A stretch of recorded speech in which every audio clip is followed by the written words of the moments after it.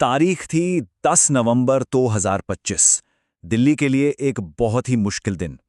आज हम इसी दिन की बात करेंगे।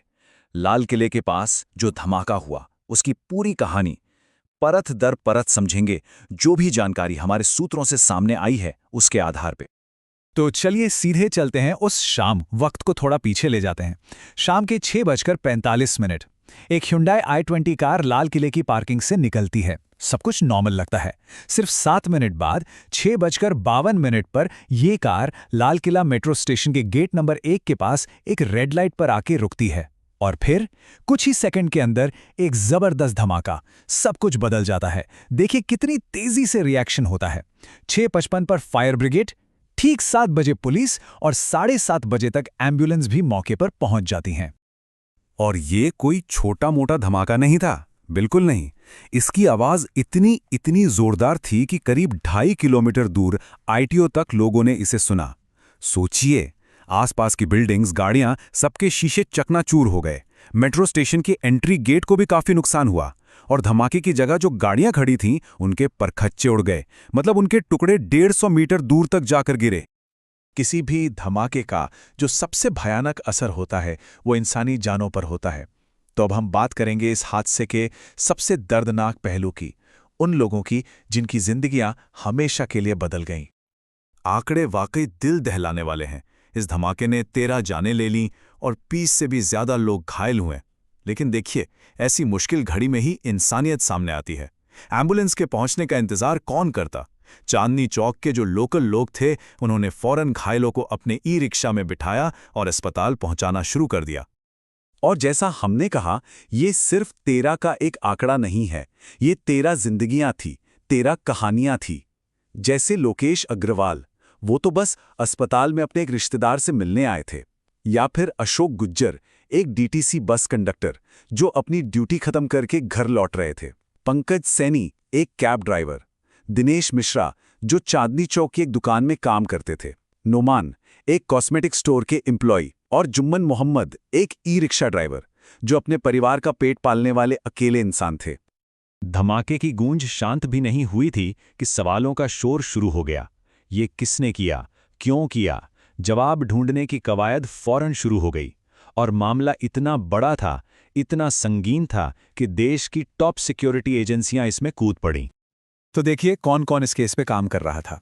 दिल्ली पुलिस तो थी ही, साथ में bomb disposal squad, forensic teams और फिर आई बड़ी एजेंसियां, एनआईए यानी नेशनल इन्वेस्टिगेटिव एजेंसी और एनएसजी यानी नेशनल सिक्योरिटी गार्ड। जब इतनी सारी टॉप एजेंसियां एक साथ किसी केस पे काम करें तो समझा जा सकता है कि मामला कितना सीरियस है। तो जांच शुरू कहां से हुई?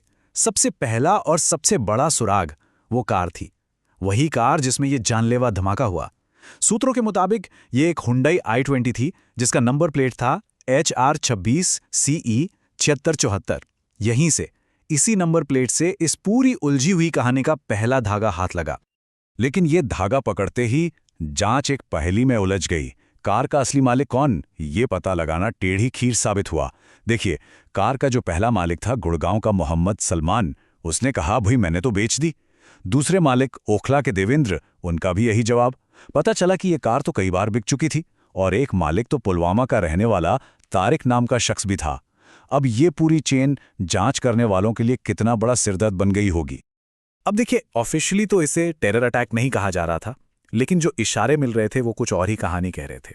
जैसे कि दिल्ली पुलिस ने एफआईआर जो दर्ज की वो की सख्त यूएपीए कानून के तहत, जो टेरर केस में लगता है। फिर खुद प्रधानमंत्री ने अपने एक भाषण में इसे एक साजिश करार दिया। और सबसे बड़ा इशारा, जांच सौंप दी गई एनआईए को, जो है ही एक काउंटर टेररिज्म एजेंसी। तो ये सारे डॉट्स कनेक्ट हो रहे थे। तो सवाल वहीं का वहीं था, आखिर ये कार आई कहां से? और उससे भी बड़ा सवाल, इसमें जो इतना विस्फोटक था, वो मौत का सामान आया कहां से? और मजे की बात यह है कि इस सवाल का जवाब दिल्ली में नहीं मिलने वाला था। इसका जवाब छुपा था एक ऐसी जगह जिसकी किसी ने कल्पना भी नहीं की थी। और यहीं से कहानी में आता है एक जबरदस्त ट्विस्ट। जिस वक्त दिल्ली पुलिस ब्लास्ट की जांच कर रही थी, ठीक उसी वक्त फरीदाबाद में एक और ऑपरेशन चल रहा था, एक पैरेलल इन्वेस्टिगेशन। और किसी को अंदाजा नहीं था कि दिल्ली ब्लास्ट की चाबी वहीं फरीदाबाद में मिलने वाली है।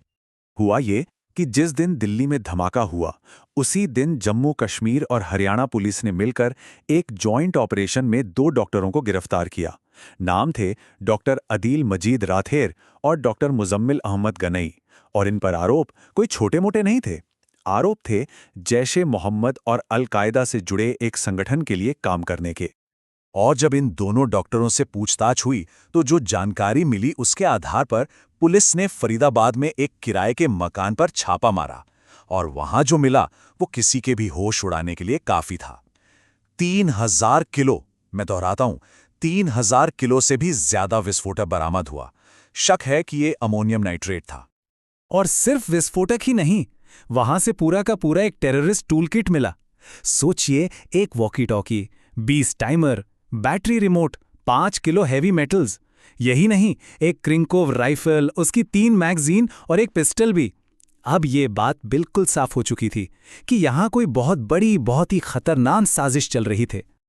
तो अब पुलिस के पास 2 बड़े मामले थे, दिल्ली का ब्लास्ट और फरीदाबाद का ये जखीरा। और अब जांचकर्ताओं ने इन दोनों के बीच के डॉट्स को कनेक्ट करना शुरू कर दिया। और जैसे ही ये डॉट्स जुड़े, शक की सुई एक लापता आदमी की तरफ घूम गई। ये तीसरा शख्स भी एक डॉक्टर था, नाम उमर नबी। और खास बात ये थी कि जैसे ही उसके दोनों साथी डॉक्टर गिरफ्तार हुए, उमर नबी गायब हो गया। जाहिर है, उसके इस तरह अचानक गायब होने से शक और भी ज्यादा पक्का हो गया। अब देखिए, सारे सबूत कैसे एक एक करके उमर नबी की तरफ इशारा कर रहे थे। पहली बात, वो पुलवामा के उसी गांव का था जहां से डॉक्टर मुजम्मिल था। दूसरा, वो फरीदाबाद की उसी यूनिवर्सिटी में काम करता था। तीसरा, और ये बहुत अहम है, धमाके में इस्तेमाल हुई हुंडई i20 कार आखिरी बार उसी के पास थी। और चौथा, जो सबसे बड़ा सबूत था, ब्लास्ट की जगह से जो एक्सप्लोसिव के सैंपल मिले वो फरीदाबाद में मिले 3000 किलो विस्फोटक से एग्जैक्टली मैच कर गए। तो अब एक थ्योरी सामने आ रही है। ऑफिशियल सोर्सेज का मानना है कि ये जो ब्लास्ट था, ये कोई बहुत वेल प्लान्ड अटैक नहीं था, बल्कि ये घबराहट और बौखलाहट में उठाया गया एक कदम था। थ्योरी ये है कि जैसे ही उमर नबी को अपने साथियों की गिरफ्तारी की खबर मिली, वो डर गया, पैनिक कर गया और उसने जल्दबाजी में इस धमाके को अंजाम दे दिया। तो ये थी अब तक की कहानी, लेकिन ये हमला अपने पीछे कई अनसुलझे सवाल छोड़ गया है। और यहीं पर हमें ये भी सोचना होगा कि ऐसी घटनाओं के बाद एक समाज के तौर पर हम सबकी क्या जिम्मेदारी बनती है। हमारे सूत्रों का कहना है, और ये बात बहुत जरूरी है, कि ऐसे वक्त में हमें 3 चीजों से खास तौर पर बचना चाहिए। 1, टीवी चैनलों के सेंसेशनलिज्म से, जो सिर्फ टीआरपी के लिए कुछ भी दिखाते हैं।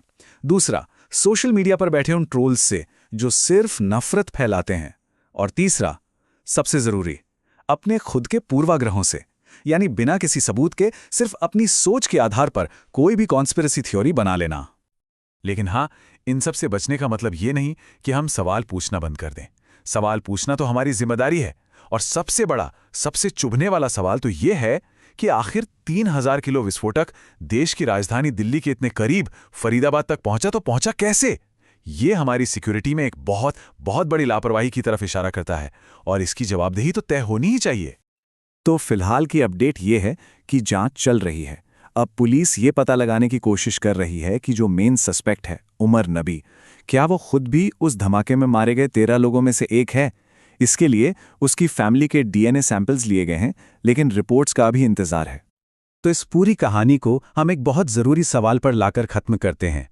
जब भी कोई आतंकी हमला होता है तो एक जिम्मेदार नागरिक होने के नाते सही सवाल पूछने और दूसरी तरफ समाज में जहर घोलने वाली कॉन्स्पिरेसी थियरीज फैलाने, इन दोनों के बीच की वो पतली सी लाइन कहाँ है, इस पर सोचना हम सबके लिए बहुत ज़रूरी है।